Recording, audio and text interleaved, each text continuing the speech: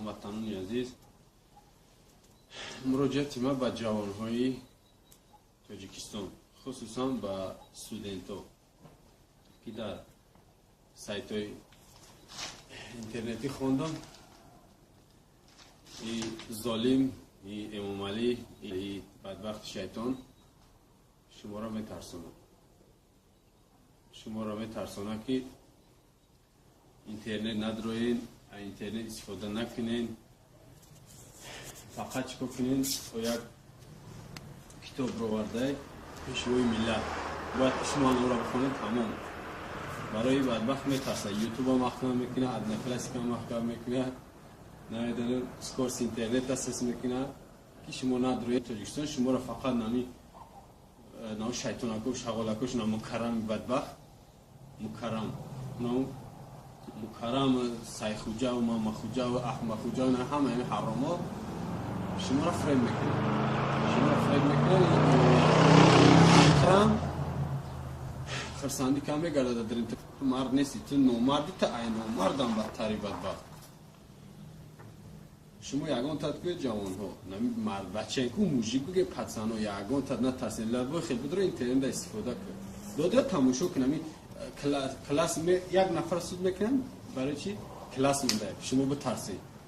بعد وقت کو کلاس تن میمونه، بالقه تن میمونه، ملتا کن میمونه، توقع هم میزنه بعد یومالی.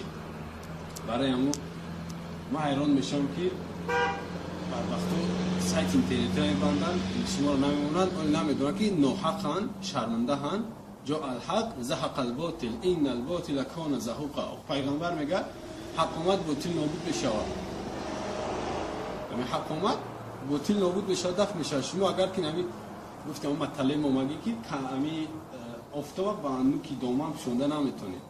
میفهمین؟ شما جوانای در این تاجیکستان را میگیرین، برین تاجیکستان را گرفته میتونین، ولی با یک فوکس دیگه بروردن یک طرف روسیه ملا روی میکنن. برو رنگ همون شیطانی در این تاجیکستان برو روی میکنن که در روسیه مهاجرا را حدیث آیاتای نمون که فقط شما صبر کنید، شما غلامی این کار خوب باید خدا شما را دوست میداره در غریبی. هم قطعی مردمی مهاجری تاجیکا با فریب کنید، بعد وقت شما کو یگان کار کنه نمیتونید، این گفتون هم نمیگذره در یگان کس. سایخوجه احمخوجه در درنی مسجد رفته گپ میزنه با همه گوش داره، با صورت این شیطانی ولی در اونجا زدگیه.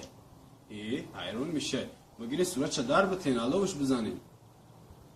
شما چه خیلی مسلمانی در مسجد شما باید رو بخیله نماز بکنید، صورت او ظلیم، قاتل، دز، غر، حرامخور در اونجا زدگیه.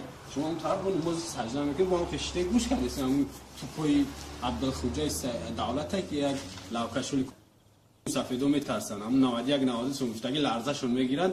یا چه تماشا کردیم بخو میبرن مجبور میکنن اون کمپیر مسافیدو را خدا نمید میدونین میبرن در اون عدل مجبور میکنن میذارن میترسانشون. بعد اون بیچارو میبرن بچه جون بگرد وخی رای تروریستو های شما را گمراه کردگیان، این امالی شما را میبخشه. میگه امالی خدا نیست، این حرامه، این دشمنی ملت، دشمنی خدا. میگه امالی میبخشتون، ما را نبخشه امالی، من ترا نمیبخشه بدبخت.